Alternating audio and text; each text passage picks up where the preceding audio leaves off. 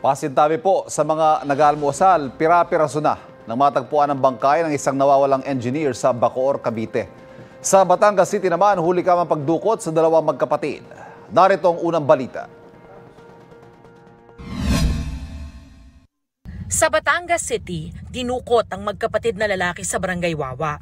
Sa CCTV footage, kita ang pagpasok ng 9 na lalaki sa iskinitang papunta sa bahay ng magkapatid na Joey at Herminio Mallorca.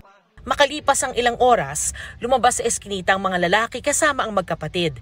Kwento ng ilang saksi, nagkaroon pa ng habulan sa bahay at sinaktan umano si Herminio bago dinala ang magkapatid sa sasakyan. Ayon sa kaanak ng magkapatid, sinubukan pa nilang habulin ng mga lalaki ngunit pinigilan na sila ng mga ito. Ayon sa Batangas City Police, posibleng dating alitan na may kinalaman sa droga ang motibo sa pagdukot sa magkapatid.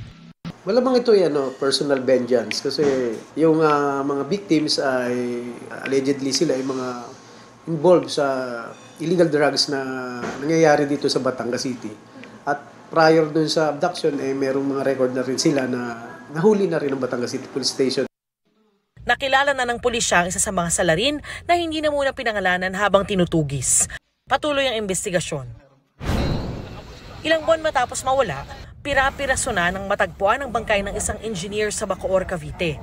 Nakalagay sa 4 na sako ang bangkay ni Napoleon Fernandez na itinapon sa sapa. Itinuro yan mismo ng suspect at katiwala ng biktima na si Robnick Bombeo.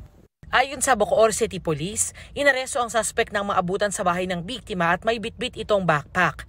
Iginiit ng suspect na nagbabakasyon ng biktima nang hanapin ng otoridad. Nakita nga po yung laman ng bag is yung pera po at saka mga alahas ni victim and IDs and ATM cards.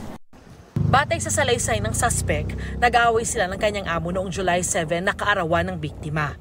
Umabot ito sa hamunan hanggang nauwi sa krimen. 7 beses daw ibinyahe ng suspect ang pira-pirasong katawan ng biktima at itinapon sa sapa. Dumating sa Bacoor City Police Station ang nakatatandang kapatid ng biktima mula Cebu kung saan nireport na nawawala ang biktima. Napakasakit yung ginawa niya sa kapatid ko. Tinatad niya, kinatay niya. Ano hayop? Para nag-alaga ng ahas yung kapatid ko. Walang pahayag ang suspect na naharap sa reklamong qualified theft at direct assault at sasampahan ng murder. Iniimbestigahan kung may kasabwat ang suspect sa pagpatay at pagnanakaw sa biktima. Mahigit 8 milyong pisong halaga ng umano'y shabu ang nasabat sa barangay Ibabang Dupay sa Lucena, Quezon. Nakumpiskayan sa bypass operation at arestado si Alibsar Makarangkat Makasari. Wala siyang pahayag. Yan ang unang balita. Darlene Kai para sa GMA Integrated News. Mga kapuso, know the weather before you go at mag-subscribe na sa GMA Integrated News sa YouTube. Para sa mga kapuso natin sa abroad, bisitahin ang GMA Pinoy TV at www.gmanews.tv.